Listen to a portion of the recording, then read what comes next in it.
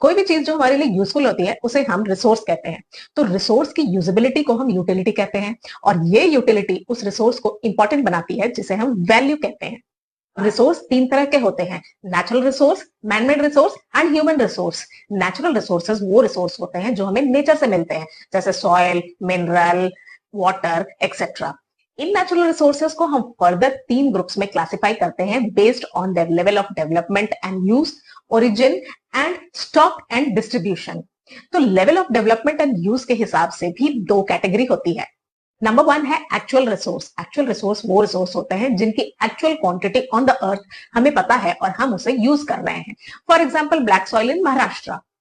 Number two इसी category में है पोटेंशियल रिसोर्स। ये वो रिसोर्स हैं जिनकी एंटायर क्वांटिटी हमें अर्थ पर कितनी है ये पता नहीं है और हम इसे यूज भी नहीं कर रहे हैं, पर आगे चलकर जैसे जैसे हमें इसके बारे में पता लगेगा हम इसे यूज करेंगे। फॉर एग्जाम्पल लद्दाख में यूरेनियम की नेक्स्ट बेसिस ऑफ क्लासिफिकेशन है ओरिजिन। ओरिजिन के हिसाब से हम इसे दो कैटेगरी में रखते हैं, biotic and abiotic. As the term says, biotic का मतलब है वो वाले रिसोर्स जो लिविंग बीइंग है, जैसे कि प्लांट्स, एनिमल्स। एबायोटिक मीन्स वो वाले रिसोर्सेज जो नॉन लिविंग बीइंग्स हैं, जैसे कि soil, water, minerals. Third basis of classification है डिस्ट्रीब्यूशन एंड स्टॉक। इसके अकॉर्डिंगली रिसोर्स को दो कैटेगरी में रखा गया है। पहला है यूबिक्यूशियस रिसोर्सेस, मतलब वो वाले रिसोर्स जो हर जगह अर्थ पर पाए जाते हैं, जैसे कि एयर। एंड दूसरा है लोकलाइज्ड रिसोर्सेस, वो वाले रिसोर्स जो किसी पर्टिकुलर रीजन या एरिया में पाए जाते हैं, फॉर एग्जांपल पेट्रोल या कोल। इसके अलावा नेचुरल रिसोर्सेस को ब्रॉड लेवल पे टू पार्ट्स में बांटते हैं, renewable and non renewable resources वो रिसोर्सेज हैं जो वक्त के साथ साथ रिन्यू या रिप्लेनिश हो जाते हैं, अर्थ पर अनलिमिटेड मात्रा में है और ह्यूमन एक्टिविटीज से उन्हें कोई फर्क नहीं पड़ता है, for example solar energy.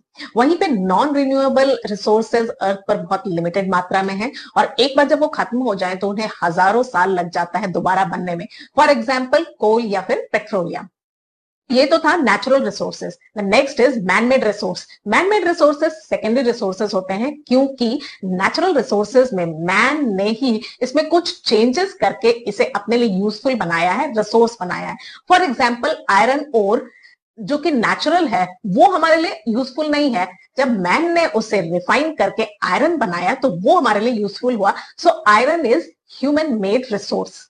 And the last is human resource. Human अपने स्किल, नॉलेज और टेक्नोलॉजी से नेचुरल चीजों को अपने लिए यूजफुल बनाते हैं, तो इफेक्टिवली ह्यूमन खुद एक रिसोर्स है।